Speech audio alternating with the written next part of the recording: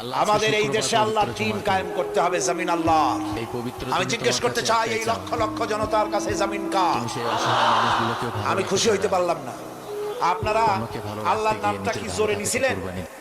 গায়ে যত শক্তি আছে ওই শক্তি দিয়ে আল্লাহর নামটা নিছিলেন? সেই জন্য তো যদি না নিয়ে থাকেন সবটা শক্তি নিয়ে আপনারা বলেন জমিন যদি কার? আল্লাহকে ভালোবেসে থাকেন তাহলে আরো জোরে আল্লাহর বলতে নাম হবে শেয়ার জমিন করে যাবেন কার? ইনশাআল্লাহ।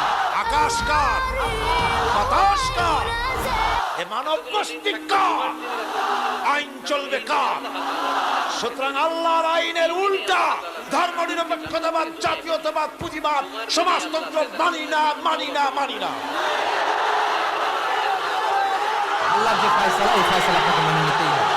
কারণ আমরা যে ঈমান আনি, ওই ঈমানের স্বীকৃতিতে আমরা বলেছি আমানতু বিল্লাহি, আমরা আল্লাহর উপরে ঈমান আনি, ওয়া মালাইকাতিহি, ফেরেশতাদের উপরে, ওয়া কুতুবিহি। আল্লাহর এই জমিনে জানেন একটা সরে যাও। ইসলামিক ভিডিওতে আল্লাহর এই জমিনে 100 থেকে 150 লাইক করে প্রয়োজন হচ্ছে বা নাচের ভিডিওতে আল্লাহর দ্বীন প্রতিষ্ঠার জন্য ঐক্যবদ্ধ প্রচেষ্টা।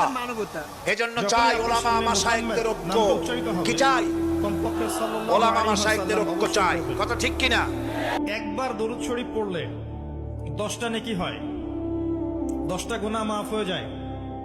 আল্লাহ পাক 10 বার কবর বড় কঠিন জায়গা, কবর বড় কঠিন জায়গা, অনেক বড় কঠিন। এই কবরখানা দেখে উসমান গনি জিন্নরাই ও আল্লাহ, আমি কিচ্ছু চাই না, শুধু আমার জীবনের গুনাহগুলো একটু মাফ করে দাও, একটু গুনাহ মাফ করে দাও। কারণ আমার অতীত পাল্টানোর ক্ষমতা নাই, অতীতে ফিরে যাওয়ার ক্ষমতা নাই। মওলা তুমি চাইলে তো সেকেন্ডের আগে। বান্দারে, তোমার হায়াত শেষ হয়ে যাওয়ার সঙ্গে সঙ্গে 1 সেকেন্ড আগেও হবে না, পরেও হবে না। নবীজি এই গাছের পাতায় পাতায় প্রত্যেকটা আদম সন্তানের নাম লেখা আছে।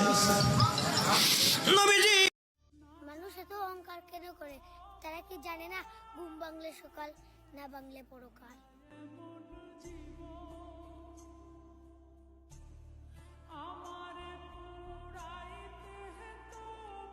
আমার নবী চিৎকার মারছে, আজরাইল আমি না হইলে তুই হইতে না, আমি না হইলে কুল কায়নাত হতো না রে। আমার বুকের উপর হাত দিছো, আমি এত কষ্ট পাই। আরেকটা জুমা পেয়ে গেছি, আলহামদুলিল্লাহ। আল্লাহ, জীবনে অনেক গুনাহ করেছি, আজকে জুমার দিনের রসুলায় সব গুনাহ মাফ করে দেয়া যায় না।